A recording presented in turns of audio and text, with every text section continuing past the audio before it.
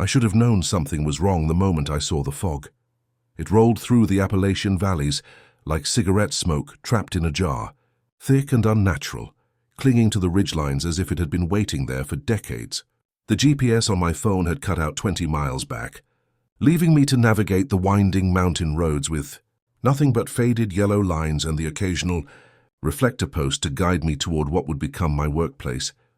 For the next 6 months, my name is Ethan Cole. I'm 33 years old, a licensed hydrology technician from Knoxville, and until 3 weeks ago, I had what I thought was a stable career with Henderson Civil Engineering. Budget cuts changed that. The severance was decent, but not enough to cover my mortgage and student loans for long.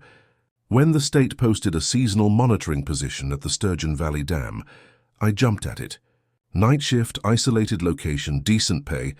It seemed like a straightforward way to get back on my feet. The dam materialized out of the mist like something from another era. Built in 1938 as part of the Depression-era infrastructure projects, it was a massive concrete arch that curved between two steep canyon walls, holding back what looked like miles of dark water. The structure had character, the kind of solid utilitarian design that said it was built to last. Recently, the state had begun modernization work, installing new monitoring systems and upgrading the control facilities. That's where I came in. I parked beside a small concrete building that housed the control station. The rumble of water was constant here, not unpleasant but powerful enough that I could feel it in my chest.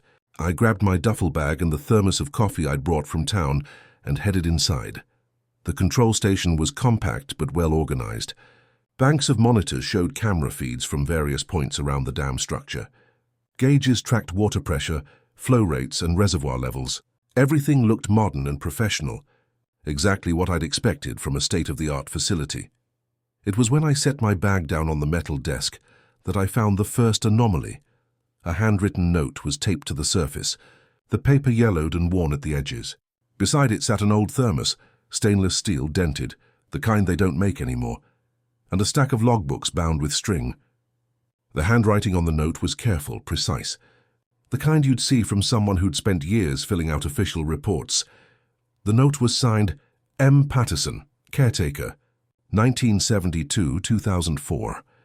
Above the signature was a list of rules. Do not look directly at the spillway after midnight. If you hear someone calling from the reservoir, do not respond. At 3:07 a.m., check the lower gate pressure only once. Never twice. If the siren sounds but no lights flash, hide under the metal desk. Before dawn, say all clear 3 times into the microphone. Someone will answer. Do not reply. I read through the list twice, then laughed out loud. The sound echoed strangely in the small room, seeming to bounce off the concrete walls longer than it should have. 32 years of solitary night shifts would make anyone paranoid, I figured. Patterson had probably left these as a joke for whoever replaced him, or maybe as a way to mess with new employees. The kind of hazing ritual you'd find at any isolated workplace. I folded the note and slipped it into my pocket. The state had provided me with comprehensive operational procedures, real procedures, based on engineering principles and safety protocols. I didn't need superstitions left behind by an old man who'd probably been talking to himself for decades. The first few hours passed without incident.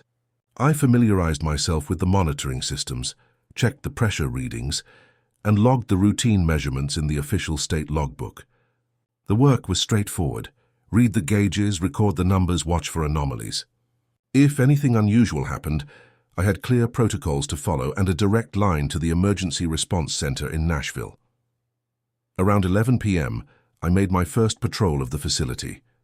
The control station sat at the top of the dam structure, with a walkway that ran along the entire length of the concrete arch. Floodlights illuminated key areas, but beyond their reach the darkness was absolute.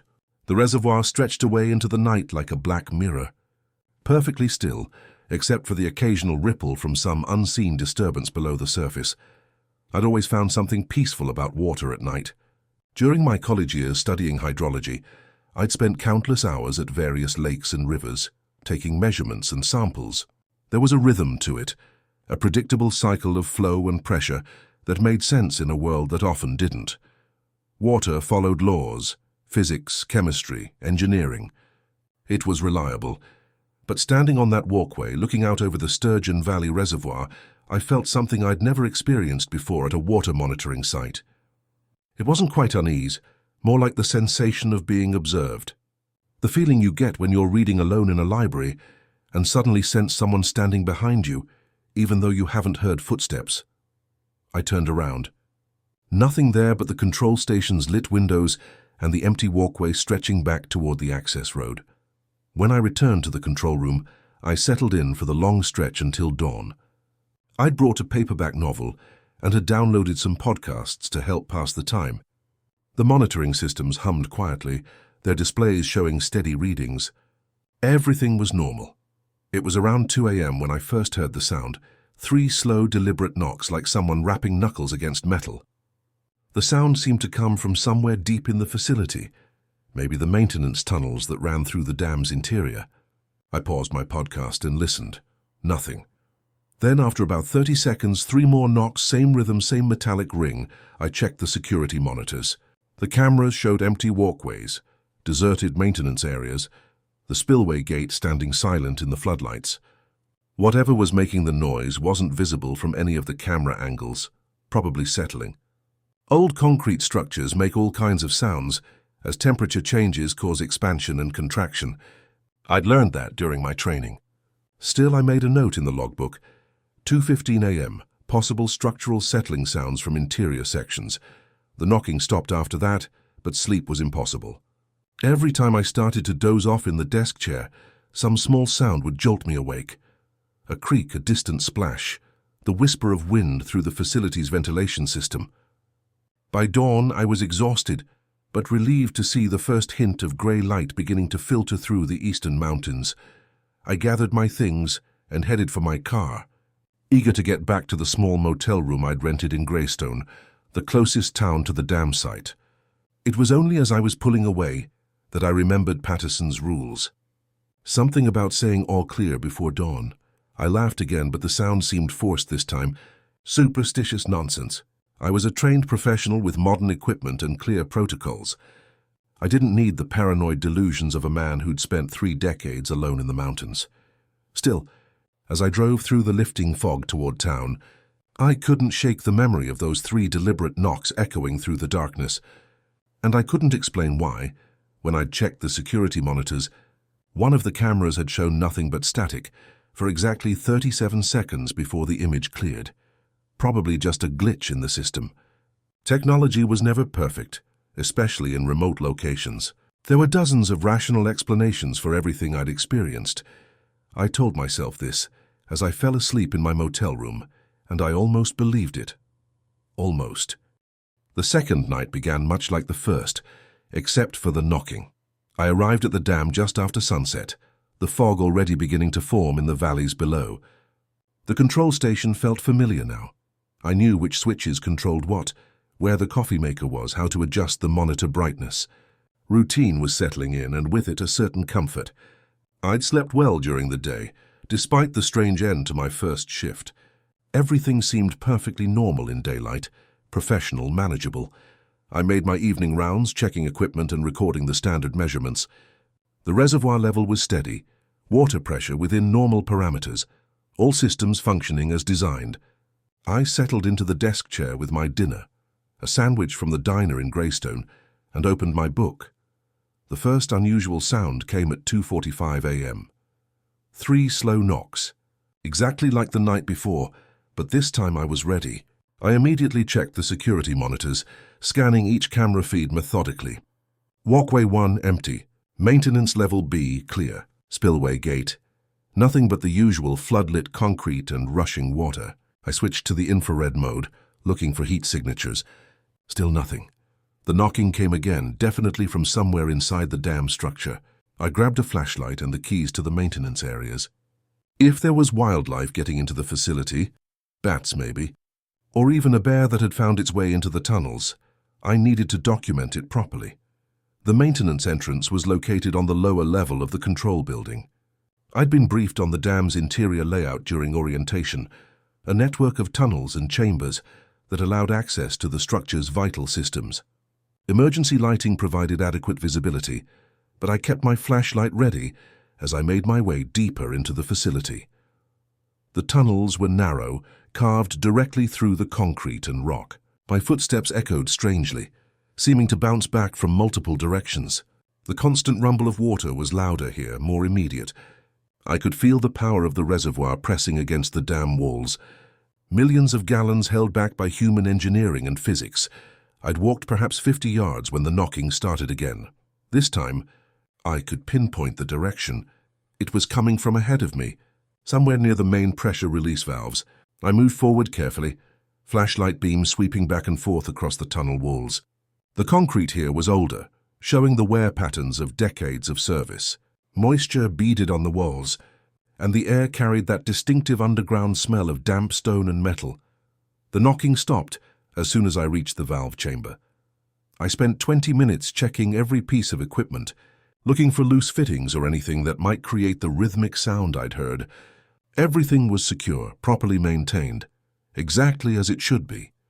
Whatever had been making the noise was gone now. As I turned to head back to the control room, my flashlight beam caught something that made me stop. On the tunnel wall, about 6 feet up, was a handprint. It was pressed into the concrete as if the surface had been soft clay when someone had placed their palm against it. But that was impossible.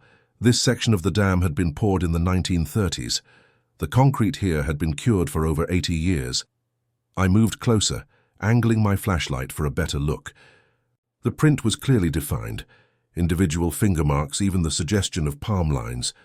It looked fresh, as if someone had just pressed their hand against wet cement and walked away. But the concrete around it showed decades of aging, mineral deposits and water stains. I took out my phone and snapped several photos. The camera flash illuminated the tunnel harshly, creating stark shadows that seemed to dance as my hands shook slightly. When I reviewed the images on the phone's screen, the handprint was clearly visible, but something about the photos disturbed me. In one of them, taken from a slightly different angle, the print appeared to be reaching downward, as if whoever had made it had been hanging from the ceiling rather than standing on the floor. I made my way back to the control room, documenting everything in my logbook. 2:50 a.m. Investigated knocking sounds in Maintenance Tunnel 3. Source undetermined. Discovered anomalous handprint in concrete, approximately 6 feet from floor level. Photographs taken for documentation. The rest of the night passed quietly, but I couldn't concentrate on my book. I kept thinking about that handprint, running through possible explanations. Could it be a construction artifact from the dam's original building? But why would it look so fresh? Was it possible someone had applied some kind of preservative coating to make an old print more visible? By 4:30 a.m., I was exhausted and eager for dawn. That's when I remembered the rules Patterson had left behind. Something about saying all clear 3 times into the microphone before dawn. I pulled the folded paper from my pocket and read through the list again. Before dawn, say all clear 3 times into the microphone. Someone will answer. Do not reply. The microphone was part of the emergency communication system connected to the State Monitoring Center in Nashville. During normal operations, it was only used for routine check-ins and emergency reports. I'd never heard anyone respond to casual conversation over the channel. I looked at the microphone, then at the brightening sky outside the control room windows. What harm could it do? If nothing else, it would be interesting to see if Patterson's old ritual actually resulted in any kind of response. I keyed the microphone. All clear, I said. Feeling somewhat foolish, static crackled from the speaker. I waited about 10 seconds and repeated the phrase. All clear, more static. This was ridiculous. I was talking to empty air, following the superstitious ritual of a man who'd probably been... All clear, I said a third time. The speaker crackled, and then a voice responded immediately. Copy that, Sturgeon Valley. All systems normal. I stared at the microphone. The voice had been clear, professional. Exactly what you'd expect from a state monitoring center operator. But it was 4:47 a.m. on a Wednesday. The Nashville Center wasn't staffed around the clock, except during emergencies or severe weather conditions.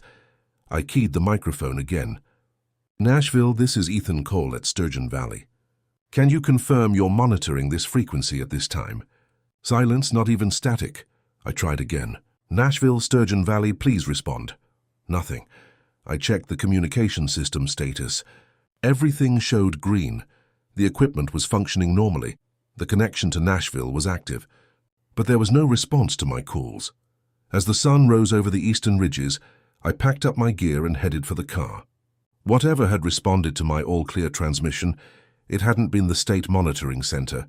I was certain of that. But someone or something had been listening. During the drive back to Greystone, I tried to rationalize what I'd experienced. Maybe there was a security guard at another facility, monitoring multiple sites. Maybe the response had been an automated system I wasn't aware of. Maybe I'd imagined the whole thing. Exhaustion could play tricks on the mind, but deep down, I knew something was wrong with the Sturgeon Valley Dam. That handprint in the tunnel hadn't been there when the concrete was poured. Someone had placed it there recently, but the concrete around it was definitely decades old. And that voice on the radio had responded too quickly, too precisely. As if it had been waiting for exactly those words. I slept poorly that day, dreaming of dark water and echoing tunnels, of hands pressed against concrete walls and voices that answered from empty rooms. When I woke up in the late afternoon, I made a decision. I was going to find out more about Monsieur Patterson and his 32 years at the dam.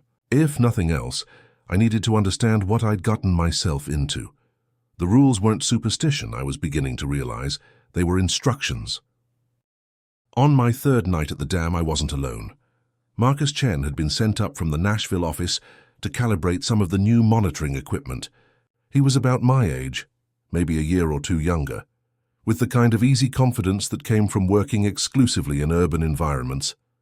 When he arrived at the control station carrying a toolkit and a thermos of what smelled like expensive coffee, his first comment was about the isolation. Jesus, Cole, how do you stand it out here? Guy couldn't get a cell signal for the last 10 miles. It's like civilization just ends. I helped him unload his equipment while explaining the basic monitoring routine. Marcus was technically competent. I could tell that immediately from the way he handled the calibration tools, but he had the city, engineer skepticism about anything that couldn't be measured with instruments. So, what's the real story about this place? He asked as we settled in for the evening shift. I heard some weird stuff from the guys back in Nashville. Ghost stories, basically. I showed him Patterson's rules. Marcus read through the list twice, then burst out laughing. Are you kidding me? Don't look at the spillway after midnight? What is this, summer camp? He crumpled the paper and tossed it toward the wastebasket. Come on, man. You're a trained professional. You can't tell me you believe this folklore bullshit. I retrieved the paper and smoothed it out. I'm just saying there might be reasons. Reasons for what? For following some old man's paranoid delusions? Marcus shook his head. Look, I get it. Working alone in a place like this, your imagination starts running wild. But you've got to stay grounded in reality. These are just the ravings of someone who spent too much time by himself. Part of me was relieved to have someone else dismiss the rules so easily. Marcus represented everything rational about my profession: empirical observation, scientific method, logical analysis. If he could laugh off Patterson's list, maybe I'd been letting the isolation get to me more than I realized. We worked companionably for the first few hours. Marcus recalibrated the pressure sensors while I maintained the routine monitoring schedule. He was good company, funny, well-informed about engineering topics, normal in all the ways I'd forgotten I missed during my 2 nights of solitude. It was around 1:30 a.m. when we heard the voices. They started as whispers, so faint I thought they might be wind through the facility's ventilation system. But as we listened, they became more distinct. Human voices, definitely, carrying across the water from somewhere out on the reservoir. You hear that? I asked. Marcus looked up from his equipment. Yeah? Probably some kids from town out here drinking or something. Happens all the time at remote sites. The voices were getting clearer. They sounded like people calling to each other across a distance, the way you might if you were lost and trying to find your companions. But there was something strange about the acoustics. The sound seemed to come from multiple directions at once, as if it were echoing off the canyon walls in impossible ways. Help. Can anyone hear us? The voice was distinct now, clearly audible through the control room windows. It sounded urgent, distressed. Marcus stood up. Shit, that sounds like someone's in trouble. He moved toward the door. We should check it out. I remembered Rule 2. If you hear someone calling from the reservoir, do not respond. Marcus, wait. Maybe we should call for But he was already outside, cupping his hands around his mouth. Hey! He shouted toward the water. Where are you? Do you need help? The voices stopped immediately.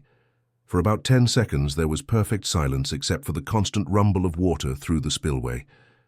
Then, drifting across the reservoir like an echo, we heard Marcus's own voice. Where are you? Do you need help? The words were identical, but the tone was wrong. Hollow, distorted, as if they were being played back through a damaged speaker. And they were coming from a different direction than Marcus had shouted, somewhere out over the deepest part of the reservoir. Marcus went very still. What the hell was that? Echo, I said, though I knew it wasn't. The acoustics were all wrong. Sound doesn't behave that way around water, especially not with that kind of delay and distortion. No. Marcus was staring out at the dark water. That wasn't an echo. That was... He squinted, leaning forward. There's someone out there. I followed his gaze. At first I saw nothing but the black surface of the reservoir, broken only by the occasional ripple. Then, at the very edge of the floodlit area near the spillway, I caught a glimpse of something pale moving just beneath the surface. There, Marcus pointed. You see it? Someone's in the water. I did see it. A shape that might have been a person treading water, barely visible in the peripheral illumination from the dam's lights. But something about it looked wrong. The proportions weren't quite right, and it seemed to be floating rather than swimming. We need to call rescue services, I said. If someone's actually in the water, no time. Marcus was already moving toward the stairs that led down to the reservoir level. By the time emergency crews get out here, whoever it is will be dead. I'm going to get a closer look. Marcus, don't. I grabbed his arm. The rules say, fuck the rules. He shook me off. Someone is drowning out there, and you want to follow some crazy old man's superstitions. He disappeared down the stairs before I could stop him.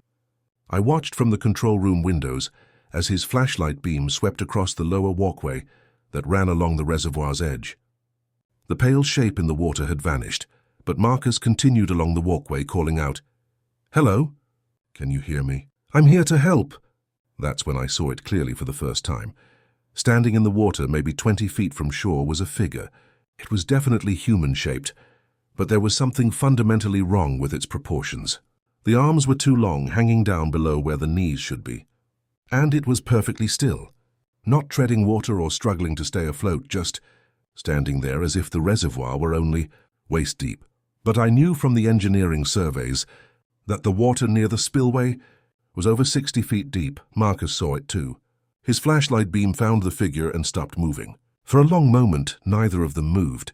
Then the figure began to wade toward shore. Marcus, I called through the control room's external speakers. Get back up here now. But Marcus was transfixed, his flashlight beam fixed on the approaching figure. As it got closer to shore, I could see more details that made my stomach clench. The figure was wearing clothes that looked waterlogged and ancient, and its skin had the grayish pallor of something that had been underwater for a very long time. When it reached the walkway where Marcus stood, I lost sight of both of them. The floodlights didn't extend that far, and Marcus's flashlight had gone out. I grabbed the emergency flashlight from the control room and ran for the stairs. By the time I reached the lower level, the walkway was empty. Marcus's equipment bag lay open beside the railing, its contents scattered. His flashlight was floating in the water, still on, its beam creating a cone of light that penetrated maybe 6 feet into the black depths. Marcus, I shouted. Marcus! No response. I leaned over the railing, sweeping my flashlight beam across the water's surface. Nothing but ripples and the distant sound of something large disturbing. The water near the spillway, that's when I heard the radio crackle from the control room above. Ran back up the stairs and grabbed the microphone. Static filled the speakers, punctuated by what sounded like breathing. Then very faintly I heard Marcus's voice. Ethan, it's okay. You can look now. The voice was coming through the emergency frequency, but it sounded distant and hollow, as if Marcus was speaking from the bottom of a deep well. And there was something wrong with the cadence, the way the words were spaced. It sounded like someone trying to remember how to speak. I keyed the microphone. Marcus, where are you? Are you hurt? Static. Then look at the spillway. It's beautiful. I turned toward the windows overlooking the spillway gate. The floodlights illuminated the concrete structure clearly, showing the controlled rush of water, cascading down into the gorge below. Everything looked normal, except for the figure standing on the spillway platform. It was Marcus, I could tell by his jacket and the way he stood, but he was perfectly motionless, and from this distance I couldn't make out his face. He seemed to be looking directly at the control room, though the glare from the floodlights made it impossible to see his expression. I grabbed the binoculars from the emergency kit and focused on the spillway platform. The figure was wearing Marcus's clothes, but the face was wrong. The features were distorted, as if they'd been shaped from clay by someone who had only a vague memory of what Marcus looked like. And the eyes. The eyes were completely black, reflecting the floodlights like pools of oil. As I watched, the figure raised one hand and waved slowly at the control room. I dropped the binoculars and backed away from the window. The radio crackled again. "Come outside, Ethan. The water is so warm." I switched off the radio and sat heavily in the desk chair, my hands shaking. Marcus was gone. Whatever was standing on the spillway platform wearing his clothes wasn't him. And something in the reservoir had taken him. Rule 2.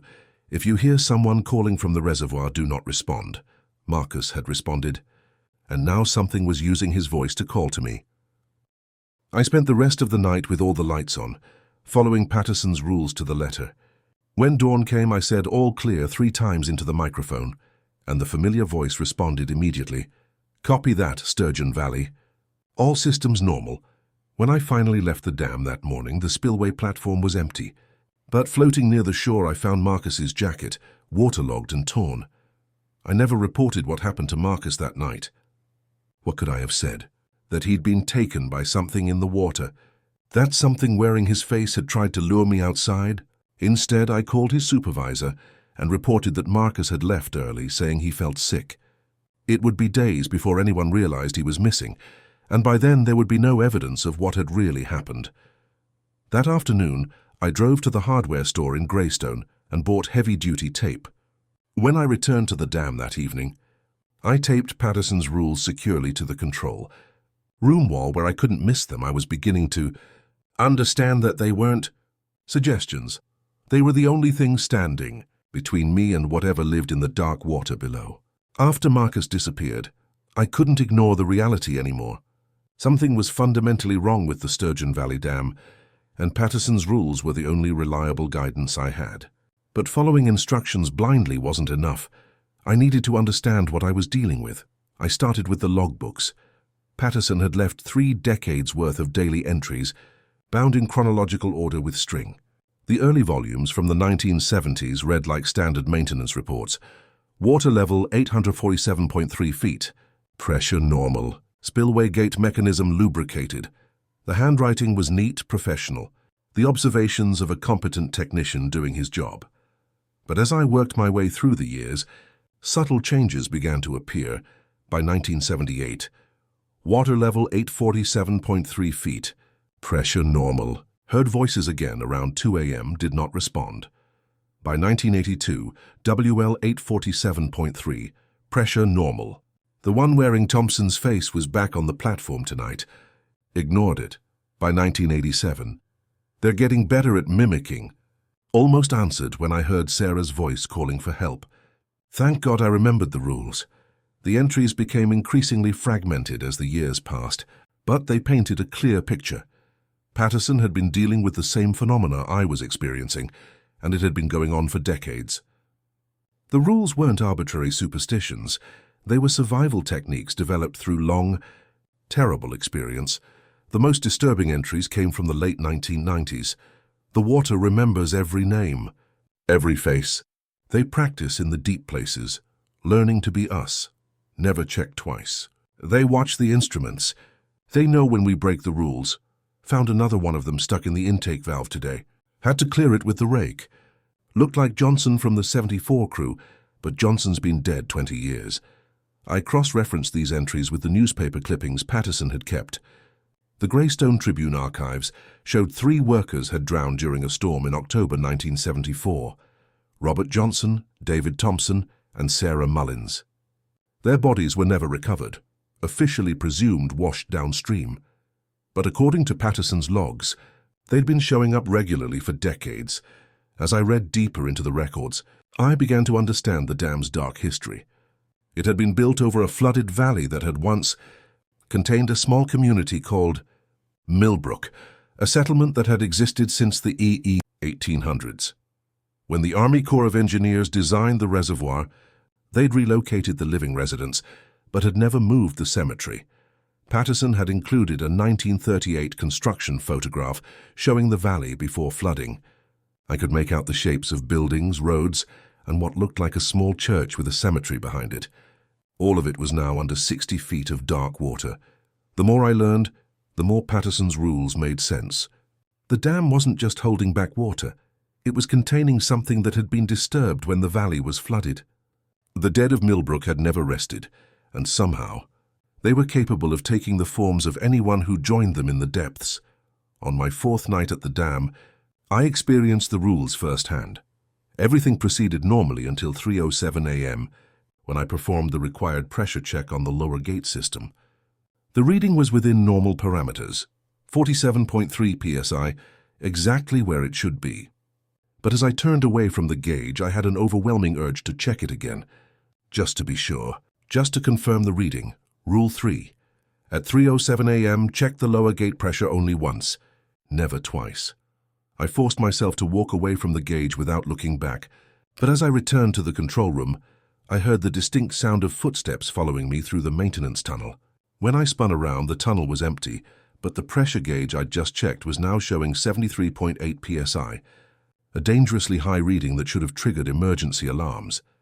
I looked at the gauge for exactly 1 second, just long enough to see the reading, then forced myself to turn away again. When I checked the main control panel upstairs, all pressure readings showed normal. Whatever had changed that gauge reading, it was testing me, seeing if I would break the rule. The footsteps followed me all the way back to the control room. Around 4 a.m., the siren test began.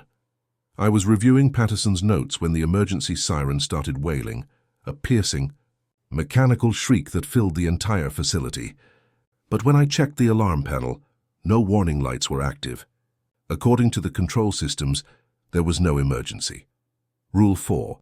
If the siren sounds but no lights flash, hide under the metal desk. I crawled under the desk just as something began scraping across the roof of the control room. It sounded like fingernails on concrete, but magnified, as if massive hands were slowly dragging across the building's surface. The scraping moved from one end of the roof to the other, then back again, accompanied by what sounded like wet breathing. Through the gap under the desk, I could see the control room windows. Something was moving outside, a shadow that passed back and forth across the glass, occasionally pausing as if looking in. The shadow was human-shaped but wrong in subtle ways, too tall and thin, with arms that hung down past where the knees should be. Then I heard Marcus's voice, coming from directly above me. "Ethan? Are you under there? It's safe now. You can come out." The voice was perfect. Exactly Marcus's tone and inflection. If I hadn't seen what had happened to him, I might have believed it. "The water's warm, Ethan. It doesn't hurt. You just have to let go." I stayed under the desk until the scraping stopped and the siren went silent. When I finally emerged, I found a handprint pressed into the ceiling directly above where I'd been hiding. The print was damp and inverted, as if someone had been hanging upside down when they made it. But the ceiling was 12 feet high, and there was nothing to hang from. By dawn, I was exhausted and shaken, but I'd followed all of Patterson's rules. When I performed the all-clear ritual, the response came immediately. "Copy that, Sturgeon Valley. All systems normal." But this time I thought I heard something else in the background of the transmission, the sound of water, and very faintly, voices whispering in the static. During my drive back to Greystone that morning, I made a decision. I needed to find Patterson himself. The man had survived 32 years at the dam by following these rules, and he was the only person who might have answers about what I was really dealing with. The town of Greystone was the kind of place you'd drive through without noticing a few blocks of aging, buildings clustered around what had once been a thriving mining operation. Most of the residents were elderly, the younger generation having long since moved to larger towns in search of work. But someone here had to remember Monsieur Patterson. I found him at Ruby's Diner, the only restaurant still operating in town. He was sitting alone in a corner booth, nursing a cup of coffee that looked like it had been there for hours. I recognized him immediately from his posture, the careful way he held himself, the constant alertness in his eyes, the look of someone who'd spent decades listening for sounds that shouldn't exist. Patterson looked up as I approached, and I saw recognition in his expression. He'd been expecting me. "You read the list," he said. It wasn't a question. I slid into the booth across from him. "I need to know what's really going on out there." Patterson was thin, probably in his 70s, with the kind of weathered face you got from spending most of your life outdoors. His hands showed the calluses and scars of someone who'd worked with tools and machinery for decades. But it was his eyes that told the real story. They had the hollow, haunted look of someone who'd seen too much and understood too little. 32 years, he said quietly. 32 years of following those rules, and I still don't know what they really are. "I just know they work. The cemetery," I said. "The flooded town. That's what this is about, isn't it?" Patterson nodded slowly. "Millbrook. Population about 200 when they flooded it. The Corps relocated the living folks, but they never moved the dead. Said it wasn't worth the expense." He took a sip of his cold coffee. "Turns out that was a mistake. What happened to the first crew? The ones who drowned in 74? Same thing that happened to your friend." Patterson's voice was matter-of-fact, as if we were discussing routine maintenance issues. "The water takes them, and then it learns to be them. Perfect copies down to the last detail, except for the eyes. They can't get the eyes right." I thought about the figure on the spillway platform, the black pools where Marcus's eyes should have been. "How do you fight something like that?" "You don't fight it," Patterson said. "You contain it. Those rules I left, they're not magic and they're not superstition. They're a protocol, a way to keep them from coming up out of the water." He leaned forward, his voice dropping to a whisper. "The dam isn't just holding back water, son. It's holding back something that should have been left buried. And every night someone's there following the rules, keeping watch. That's another night they stay where they belong. What happens if someone stops following the rules?" Patterson's expression went very grim. "The dam fails. The water comes down, and everything in it comes with the flood. Every soul that's been taken over the past 80 years, all of them free to walk among the living." He stood up, leaving his untouched coffee on the table. "You want my advice? Finish out your contract, follow the rules exactly, and then find another job. Somewhere far from water. What about you? Why did you stop?" Patterson was already walking toward the door. "Because I'm getting old and old men make mistakes. The rules only work if you follow them perfectly every time." I couldn't trust myself anymore. He paused at the door and looked back at me. "They want witnesses, son.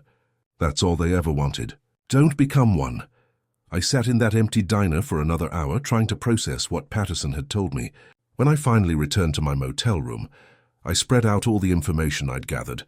The logbooks, the newspaper clippings, the construction photos. The picture they painted was terrifying in its implications. The Sturgeon Valley Dam wasn't just a piece of infrastructure. It was a prison, and I was the guard. That night, as I prepared for another shift, I understood that I had a choice to make. I could finish out my contract, following Patterson's rules and maintaining the containment he'd established. Or I could break protocol, risk everything, and try to understand what was really trapped beneath all that dark water. But as I drove through the mountain fog toward the dam, I realized there might be a third option. I could become one of them, and learn their secrets firsthand.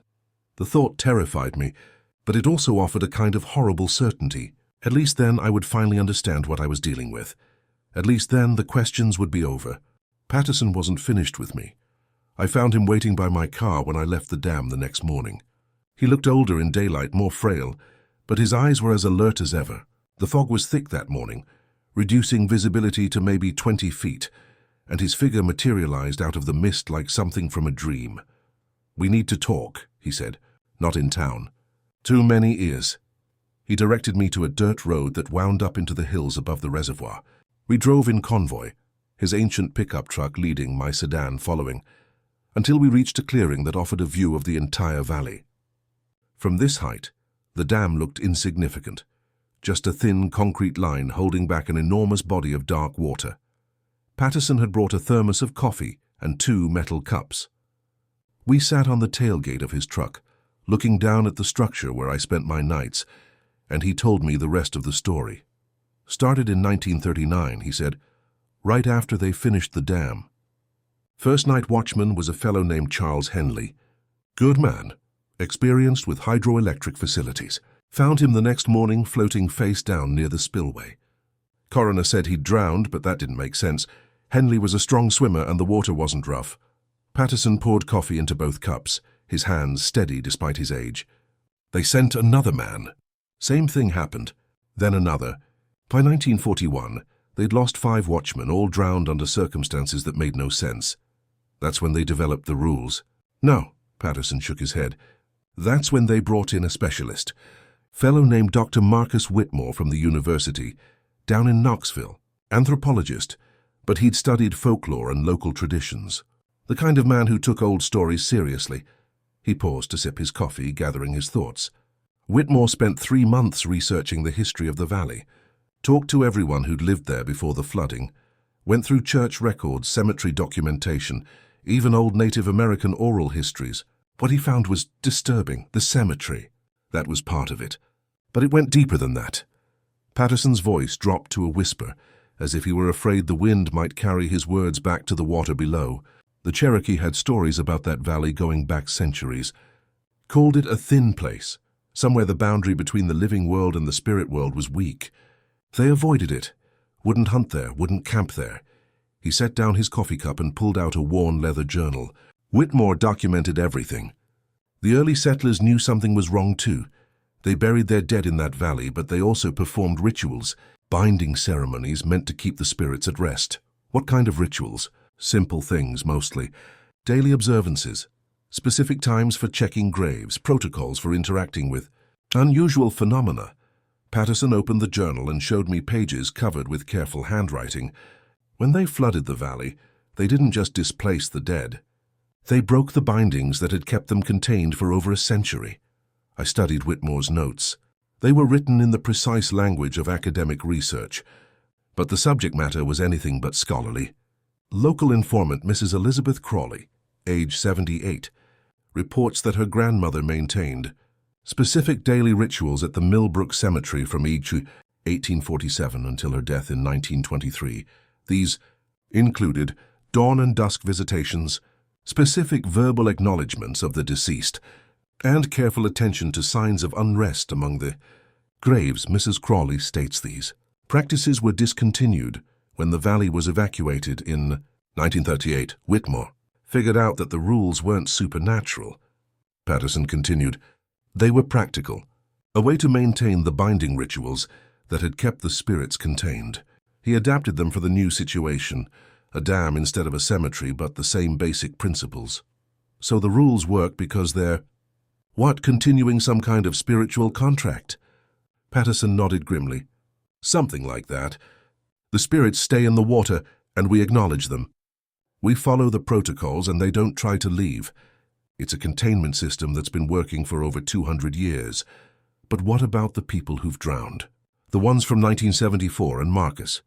That's where it gets complicated. Patterson closed the journal and looked down at the dam. The original spirits, the ones from the old cemetery, and they're bound by the rules. But when someone new dies in that water, someone who wasn't part of the original binding, they become something else, something that can use the forms of the living. I thought about the figure I'd seen wearing Marcus's face, the way it had tried to lure me outside. They're not bound by the same rules? They can't leave the water directly, but they can influence things. They can call to you, try to trick you into breaking the protocols. And if enough people die in that reservoir? Patterson's voice trailed off. What? The binding breaks completely. All of them get free, the old spirits and the new ones. And when that happens, the dam fails.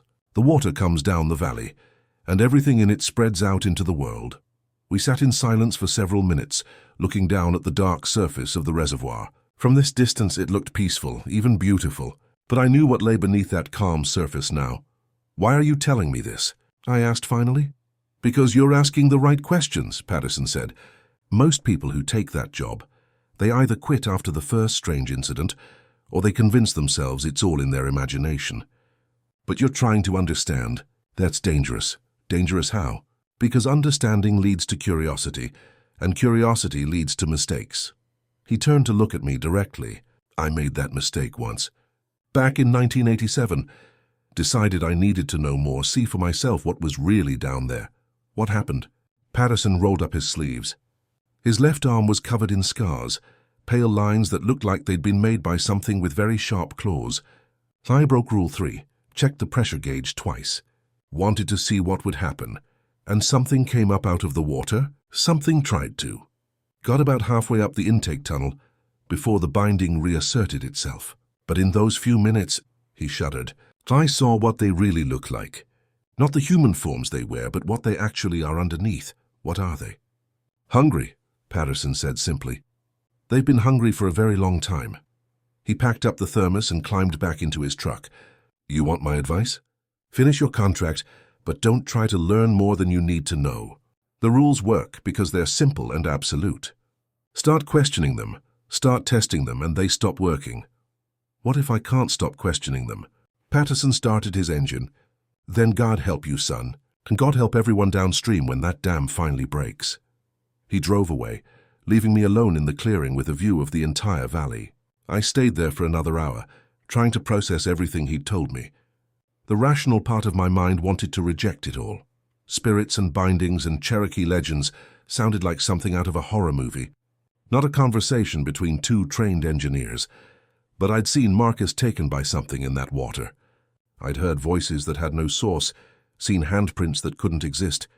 Whatever the explanation, the phenomena were real. And Patterson's rules were the only thing that had kept me alive for 5 nights. As I drove back to Greystone, I made a decision.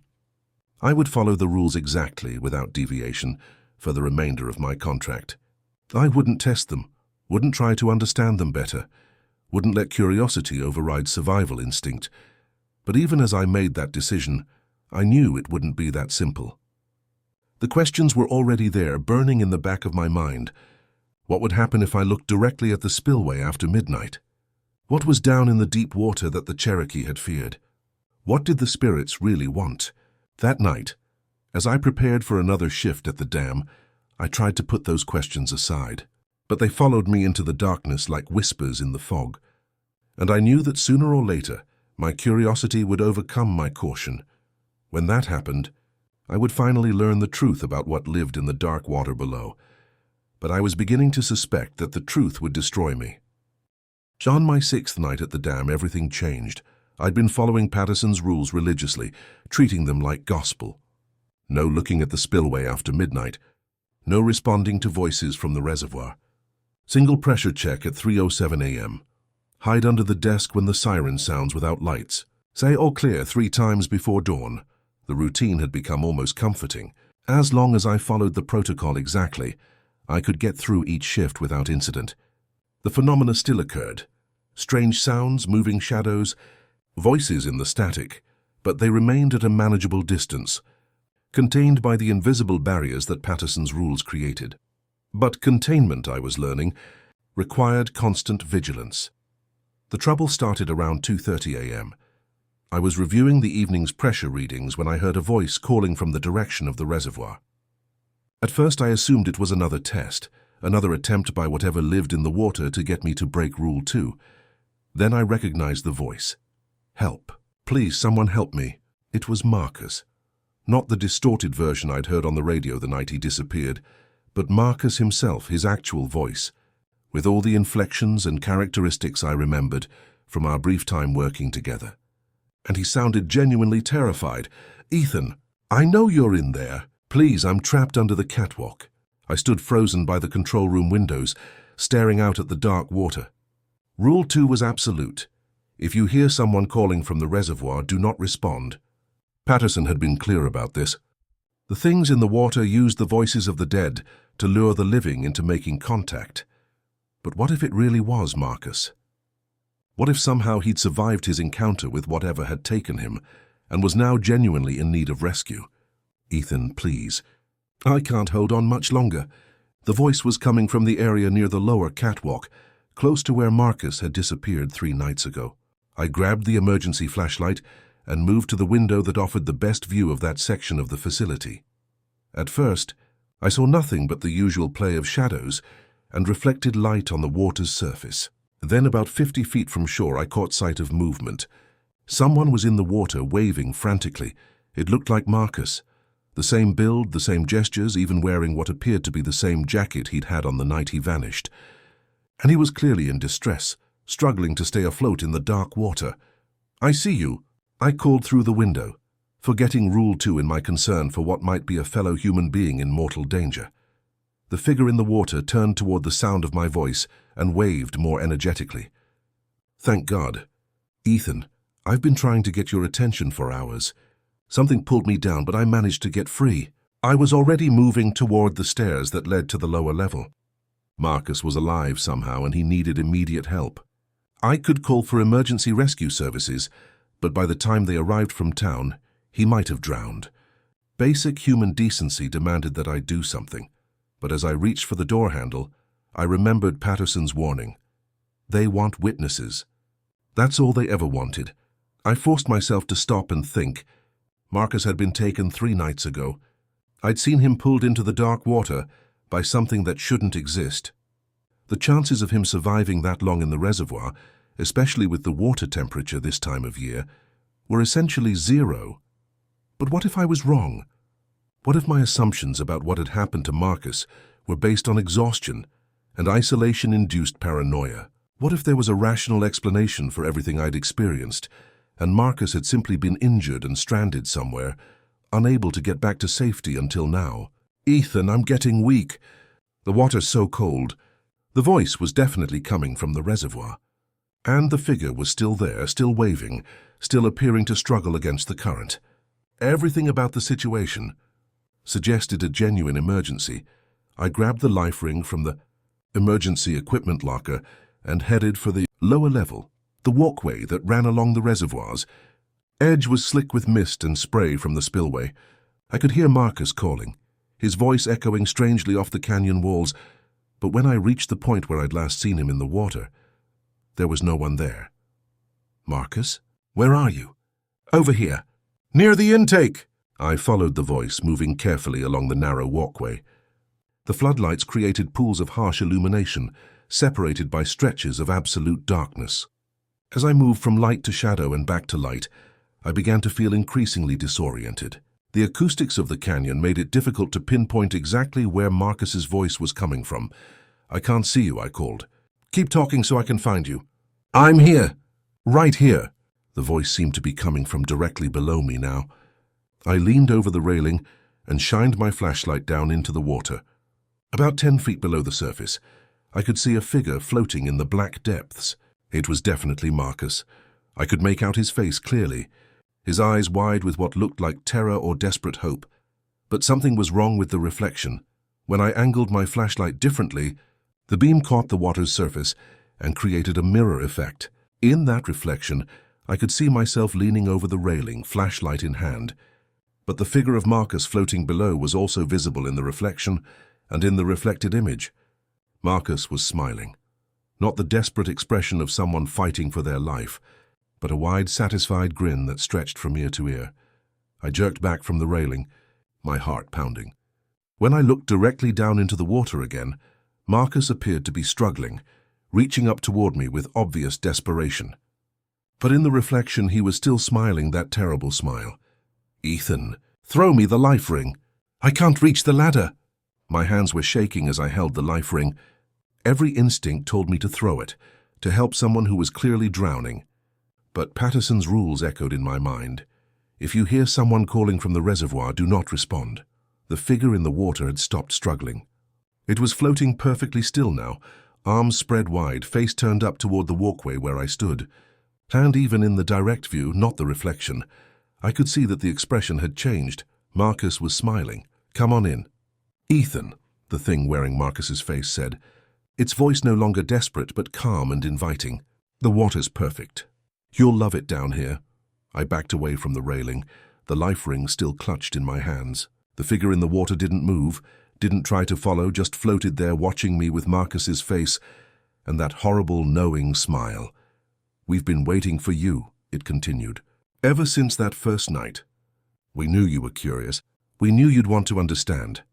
I turned and ran back toward the control room, not caring about the slippery walkway or the dangerous footing. Behind me, I could hear laughter echoing across the water. Not just Marcus's voice anymore, but multiple voices, a chorus of the dead welcoming me to join them. By the time I reached the control room, I was hyperventilating. I slammed the door and locked it, then collapsed into the desk chair, my whole body shaking with adrenaline and terror. The radio crackled to life. "That was close, wasn't it?" Marcus's voice, clear and conversational. "For a minute there, you almost came swimming with us."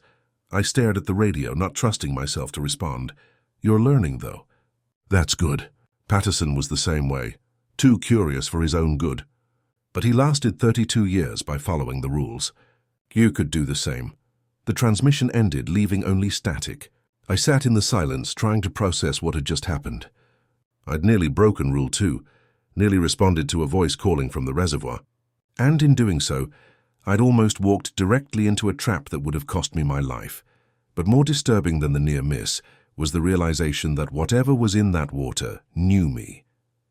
It understood my personality, my weaknesses, my tendency to put helping others above my own safety. It had crafted a scenario specifically designed to exploit those characteristics. The entities in the reservoir weren't just mimicking the dead, they were learning from them, absorbing their personalities and memories, becoming better at manipulating the living. As the night wore on, I found myself thinking about Patterson's warning. They want witnesses. That's all they ever wanted. Now I understood what he meant. The spirits didn't just want to kill, they wanted to convert. They wanted to add new voices to their chorus, new forms to wear, new personalities to study and exploit, and they'd been watching me, learning about me, preparing to make me one of them. When dawn finally came, I performed the all-clear ritual with hands that were still shaking. The response came immediately, as always. Copy that, Sturgeon Valley. All systems normal, but this time I thought I could hear something else in the background of the transmission, the sound of Marcus laughing, deep beneath the surface of the dark water. As I drove back to Greystone that morning, I realized I'd reached a point of no return. I couldn't quit the job.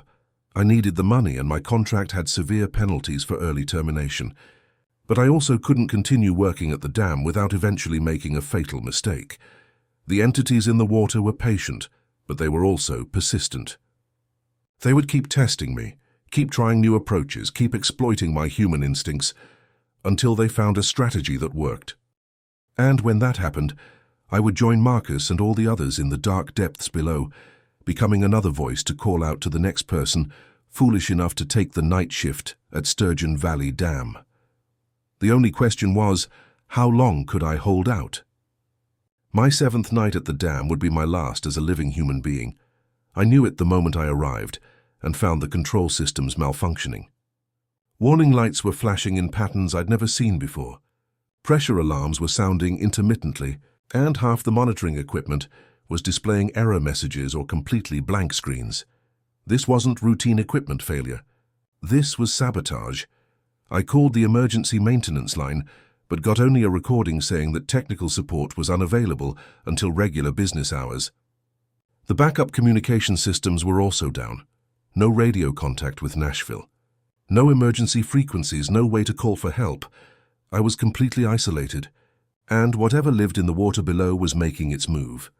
The first sign of serious trouble came around 10 p.m. The primary power grid fluctuated, causing all the lights to dim for several seconds before returning to normal. But when the illumination stabilized, I could see that the floodlights along the spillway had gone out, leaving that entire section of the dam in complete darkness. By 11 p.m., more systems were failing. The automatic pressure release valves stopped responding to electronic controls. The backup generators were cycling on and off randomly, and the water level in the reservoir was rising, slowly but steadily, as if the outflow mechanisms were being deliberately compromised. I tried every emergency protocol I knew, but nothing worked. The dam systems were being overridden by some force that operated outside the normal parameters of engineering and physics. At 11:45 p.m., I heard the first voice, Ethan. It was Patterson's voice, coming from the maintenance tunnels below. Come down here. I need to show you something important. I stayed in the control room following Rule 2. Do not respond to voices from the reservoir. But Patterson's voice wasn't coming from the water. It was coming from inside the facility itself. Ethan, this is urgent. The dam is going to fail if you don't help me stabilize the pressure systems. That was different. Patterson wasn't calling from the reservoir. He was asking for help with a legitimate emergency. And if the dam really was failing, hundreds of people downstream could die when the water came down the valley. The manual override controls are in the lower maintenance chamber, Patterson's voice continued. But I can't operate them alone. I need someone to monitor the pressure readings while I adjust the valves. I looked at the control panel. Several of the pressure gauges were indeed showing readings in the red zone. Dangerously high levels that could cause catastrophic structural failure if they weren't relieved. Soon, but Patterson was supposed to be retired. What would he be doing at the dam in the middle of the night? Ethan, we're running out of time. People are going to die if this dam breaks. The moral weight of that statement was overwhelming. Even if I suspected this might be another trick, could I really stand by and let innocent people die because of my paranoia?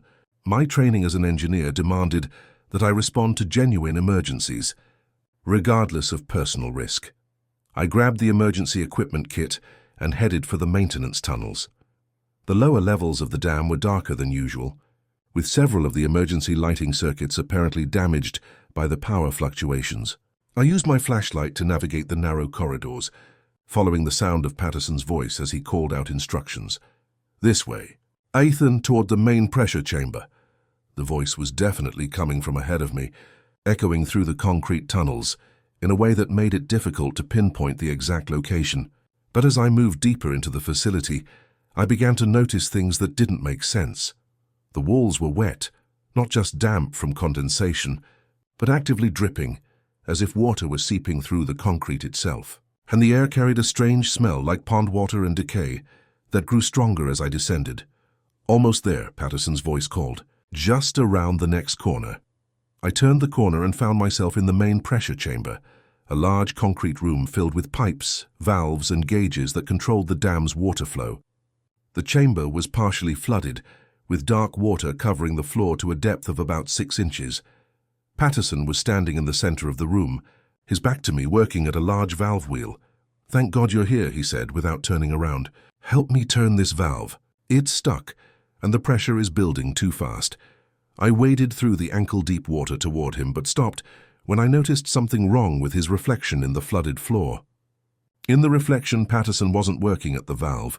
He was standing perfectly still, his arms hanging at his sides, his head turned to look directly at me. Patterson. I called. The figure at the valve continued working, grunting with effort as he tried to turn the massive wheel. But in the reflection, the figure was smiling that same terrible smile I'd seen on Marcus's face. Don't just stand there, Patterson's voice said. Grab the other side of this wheel and help me turn it. But Patterson, the real Patterson, was 70 years old and retired. He shouldn't have been able to turn that valve at all, let alone make it look like a struggle.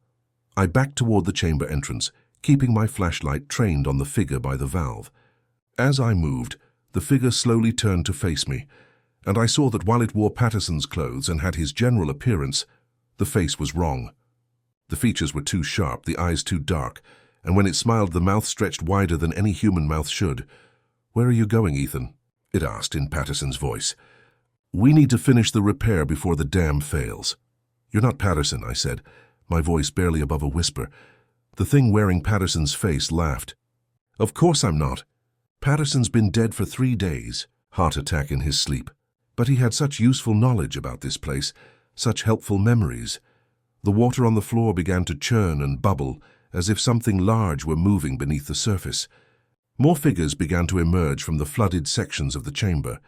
Marcus, the 3 workers from 1974, and others I didn't recognize, all wearing the faces of the dead, all smiling with predatory satisfaction.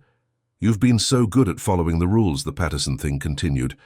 But rules only work when the circumstances remain constant. Tonight we're changing the circumstances. I ran. Behind me I could hear them laughing and calling, their voices echoing through the tunnels as they pursued me. But they didn't seem to be moving very fast. Perhaps they were limited in how far they could travel from the water, or perhaps they were simply toying with me. I reached the control room and slammed the door, but I knew it wouldn't keep them out for long. The facility's systems were continuing to fail, and with each malfunction, the entities seemed to grow stronger, more able to manifest in areas that should have been safe. The pressure alarms were screaming now, indicating that the dam was indeed approaching critical failure. But I couldn't tell if this was genuine structural damage or just another illusion created by the things in the water. That's when I faced the ultimate test.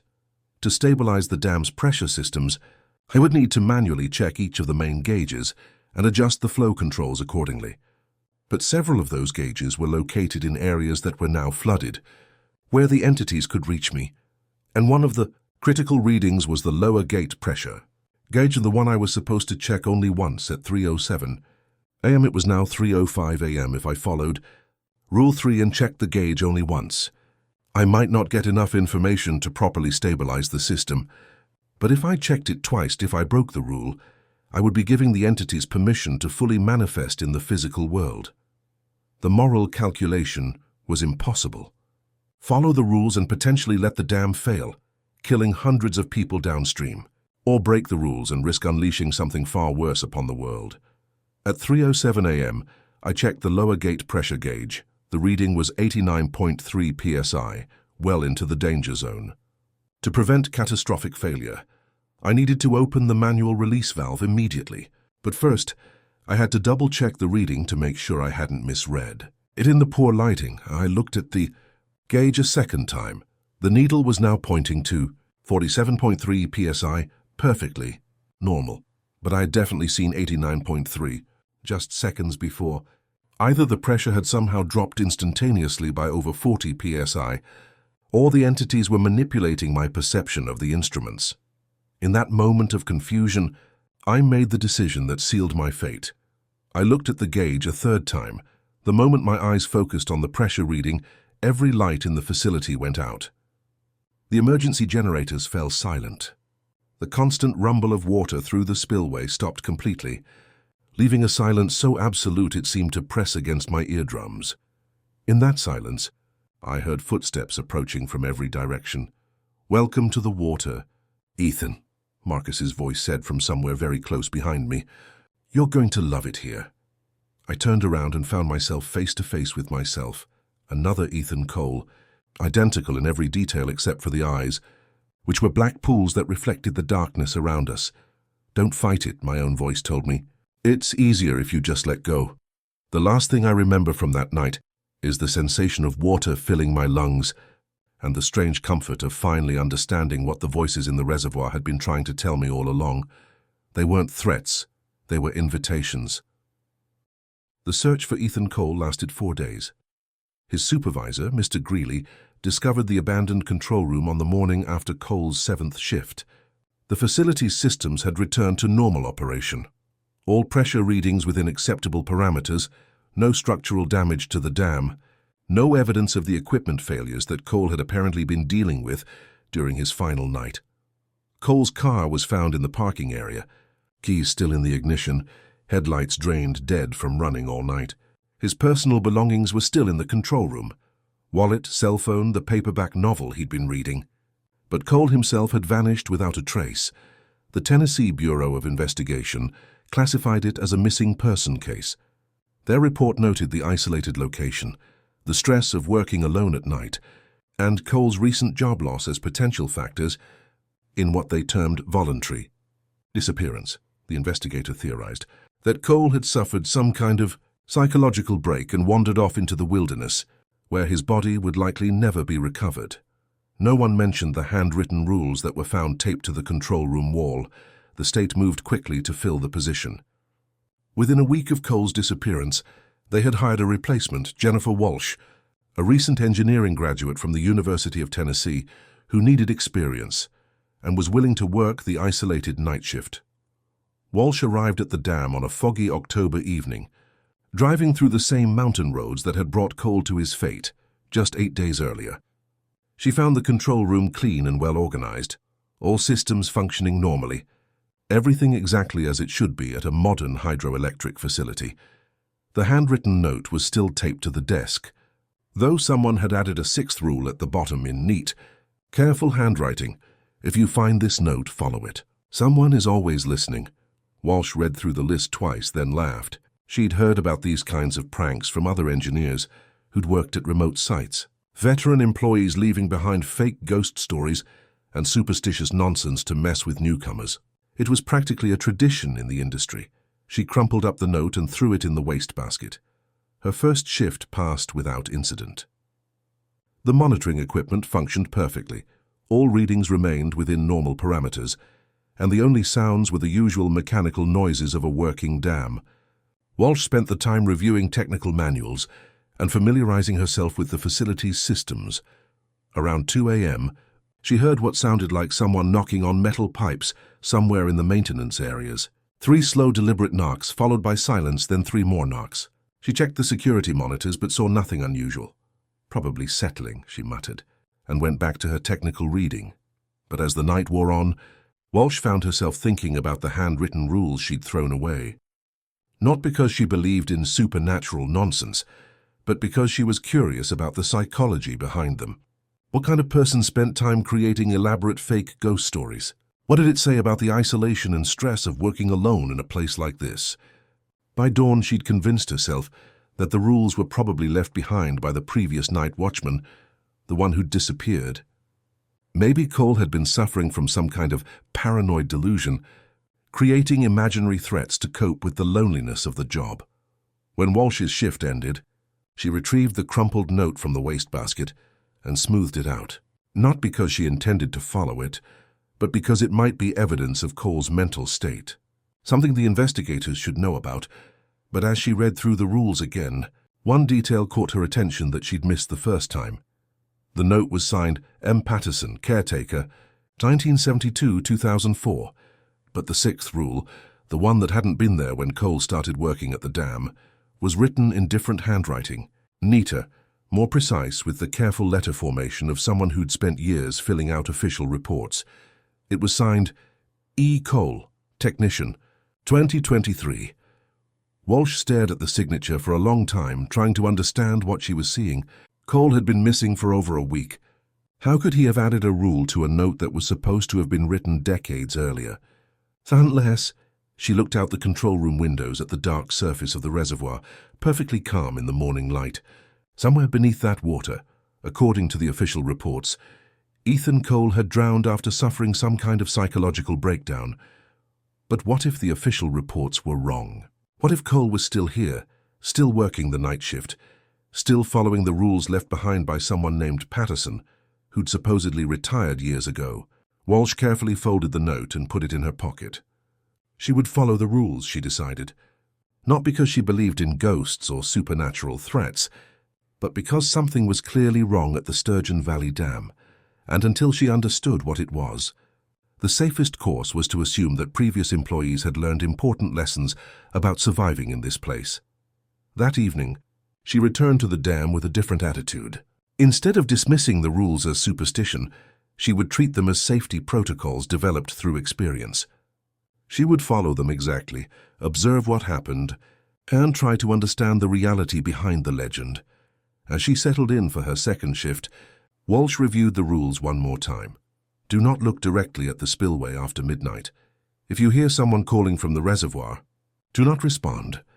At 3:07 a.m., check the lower gate pressure only once, never twice. If the siren sounds but no lights flash, hide under the metal desk.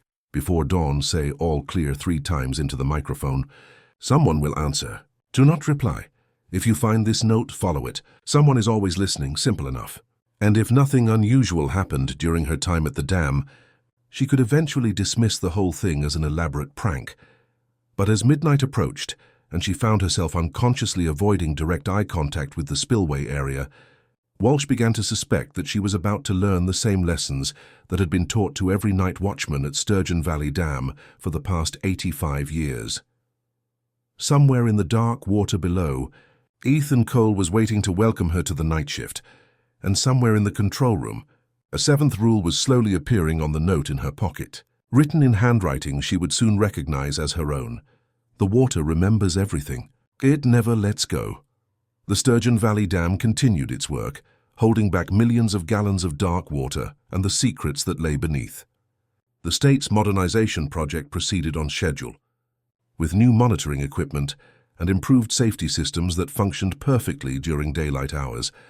But every night, someone sat in that control room, following rules that had been written in blood and water, maintaining a containment system that was older than the dam itself, and every night, the reservoir grew a little deeper, and the chorus of voices calling from the depths grew a little stronger, waiting patiently for the next person to break the rules and join them in the eternal dark. The night shift at Sturgeon Valley Dam was always hiring. They just never seemed to keep employees for very long.